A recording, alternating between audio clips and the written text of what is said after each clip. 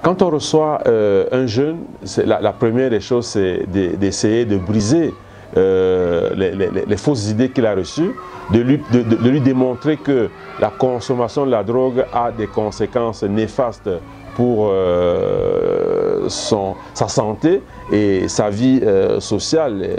Donc, dès qu'on a fait ce travail-là, maintenant on l'oriente pour une prise en charge.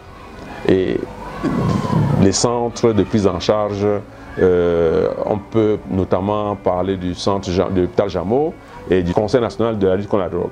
C'est, on va dire, tous les jours qu'on rencontre un cas. Pour la rentrée en cours, notamment, j'ai eu à comment on va dire, j'ai eu à travailler sur des cas, des élèves dont les parents sont venus me voir, soit parce qu'ils avaient été renvoyés, soit alors parce que justement on les avait dirigés vers nos services pour trouver une solution à leurs problèmes. Je vais taire les établissements, mais c'est des élèves donc, qui avaient été surpris en train de se droguer et on les a envoyés ici pour qu'on sache ce qu'il faut faire si jamais ils étaient, puisque naturellement ils ont nié, donc il fallait qu'on s'assure que, comme une enquête en tout cas. Et donc j'ai rencontré, je pense, si je ne prends qu'au début de cette année scolaire, 4 parents avec des enfants qui ont été orientés pour la question. Et donc nous avons fait le nécessaire, c'est-à-dire que discuter avec les enfants, voir dans quelle mesure ce qu'on leur reprochait était vrai ou pas, et naturellement donner des conseils et les orienter vers des structures de prise en charge parce que, comme on le verra peut-être par la suite, une des mesures de lutte, c'est la prise en charge. Alors, ces élèves, on va dire qu'ils sont conscients, mais il y a des facteurs. Il y a des facteurs qui favorisent la consommation de la drogue en général. Vous aurez notamment l'influence des groupes. C'est-à-dire que quand un élève est dans un groupe où il y a des gens qui se droguent, il est presque contraint de le faire. Il y a la disponibilité et l'accessibilité, comme j'ai dit tout à l'heure. C'est vrai que ce n'est pas facile d'interdire, même si c'est interdit, les gens trouvent toujours le moyen de se procurer ou de vendre. Il y a l'échec de l'éducation familiale, comme on l'a dit tout à l'heure. Si en famille, il n'y a pas de dialogue, si on ne parle pas, si l'enfant est abandonné à lui-même, il est naturellement exposé à ce genre de tentatives. Il y a naturellement l'influence des parents ou des proches toxicomanes. J'ai rencontré un jeune qui me disait qu'il a commencé parce qu'il voyait ses parents, je ne sais plus sa mère ou son père, fumer, et donc lui aussi il a voulu essayer. Ça c'est au niveau du tabagisme, mais on sait bien que ça peut commencer par là pour évoluer. Maintenant, ces enfants, parce que quand on discute avec eux, ils parlent de motivation. Quelles sont les motivations dans ces enfants pour la consommation? Il y a le désir de ressentir les effets procurés par la consommation de la drogue. On leur dit, et vous savez, il y a beaucoup de non-dits dans cette situation. Il y en a à qui on dit qu'en se droguant, ils seront plus intelligents, ils seront plus forts, et donc ils veulent essayer pour effectivement arriver à ce résultat-là. Il y a naturellement la volonté d'augmenter ou de regagner la confiance. C'est-à-dire que quand on vous dit que, parce que vous êtes timide, si vous consommez la drogue, vous allez être plus éveillé et plus fort, naturellement c'est tentant. Il y a le désir d'accroître ses capacités intellectuelles, parce que là aussi on lui a dit qu'en se droguant, il sera plus fort à l'école, il y aura de meilleurs résultats. Il y a le désir de fuir les réalités quotidiennes. Vous savez, même chez les adultes, on a l'impression que quand on a beaucoup de problèmes, on peut se réfugier derrière l'alcool ou d'autres drogues. Il y a les difficultés relationnelles, on a dit il y a l'absence de certitude, il y a les limites. Non, l'absence des limites, c'est-à-dire que généralement quand on est drogué, on ne se contrôle plus. On a l'impression qu'on est tout puissant, on peut tout faire, et ça se rencontre, ce phénomène se rencontre surtout chez les jeunes qui conduisent des motos-taxis. Vous voyez toutes les exactions auxquelles ils se livrent, toutes les imprudences auxquelles ils se livrent, c'est généralement l'effet de la drogue. Et donc voilà certaines motivations qu'on peut citer qui amènent les jeunes à se droguer et qui font qu'ils soient conscients ou pas des effets. L'ensemble de ces motivations font en sorte qu'ils se droguent au finish. Alors, parler de prévalence, malheureusement, je n'ai aucun chiffre parce qu'il n'y a pas d'études jusqu'à l'heure.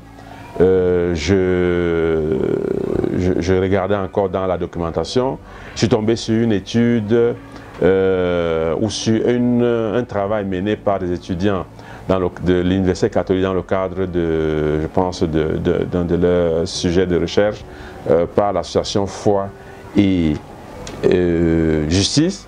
Il n'y a pas de chiffres. C'est le constat, il n'y a pas de chiffres pour le moment et je pense que c'est l'occasion pour que toutes les parties prenantes mènent des études qui vont nous permettre d'avoir des chiffres exacts et de parler de la prévalence. Tout ce que nous pouvons dire, c'est que le phénomène est répandu en ce moment. Il ne se passe pas une journée sans qu'on ne dénonce des élèves d'un établissement ou d'un autre qui ont été surpris soit en train de se droguer, soit en train de revendre, parce que ce phénomène existe aussi. Il y en a parmi eux qui sont devenus des dealers carrément. Un des élèves que j'ai reçu au début d'année avait justement été pris parce qu'il servait d'intermédiaire. C'est lui qui ramenait la drogue du quartier pour l'introduire dans l'établissement. Donc pour le moment, je ne peux malheureusement pas vous donner un chiffre. Les causes sont, on va les classer en deux. Il y a d'abord les causes liées à la crise de l'éducation familiale. Vous entend par là les divorces, les problèmes conjugaux, les conflits conjugaux, les parents qui sont très occupés et qui confient leur éducation aux domestiques ou aux chauffeurs. L'absence de dialogue entre parents et enfants. Ça, c'est naturellement ce que les enfants vous diront toujours. Il y a ensuite les causes qu'on peut lier au système éducatif. Et là-dedans, on parle de la surcharge des programmes scolaires qui concurrencent avec les activités pour ces périscolaires et qui, on va dire quoi, laissent au second plan l'accompagnement des élèves et la discipline. Il y a les causes liées au fait que certains établissements, ou tous d'ailleurs, mènent une course effrénée vers les résultats et naturellement dans ce genre de situation, on a tendance à ne tenir compte que des résultats scolaires et on néglige les autres aspects.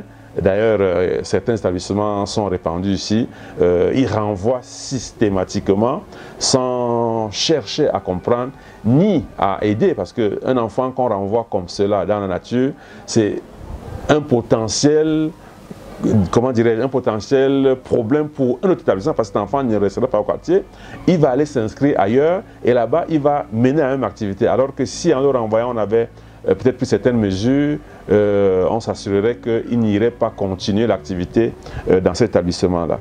Il y a, donc c'est l'exclusion de ces élèves, il y a des causes qui sont liées à, comment on va dire, au fait que il y a une sorte de porosité, hein, c'est-à-dire qu'on ne soupçonne, il y a des endroits insoupçonnés où on vend cette drogue. Il y a, on a l'impression que c'est des circuits, on va dire quoi, fermés, mais il se trouve que finalement, on les rencontre partout. C'est-à-dire que du vendeur, même des beignets au bord de la rue, au vendeur de cigarettes, en passant par d'autres circuits qu'on ne maîtrise pas très bien, toutes ces causes-là font en sorte que le phénomène va en grandissant. Et naturellement, on peut parler aussi du manque de compétences pour gérer les cas qu'on retrouve, quoi. C'est-à-dire qu'il n'y a pas encore suffisamment de personnel formé pour adresser cette question. Je pense que, et comme je vous ai dit, l'un des piliers de la lutte contre la consommation de la drogue, c'est la sensibilisation. Et dans ce domaine, le rôle des associations comme la vôtre est primordial. Parce que, voyez-vous, un service comme le mien qui a plusieurs activités à mener, ne peut pas s'occuper uniquement de la drogue. Il y a d'autres fléaux dont on a la charge, et c'est en se basant, en s'appuyant sur des associations comme les vôtres qu'on peut bien mener la sensibilisation. Donc je vais vous encourager à continuer cette action et vous rassurer que nous serons toujours disponibles pour vous accompagner dans ce travail en milieu scolaire notamment.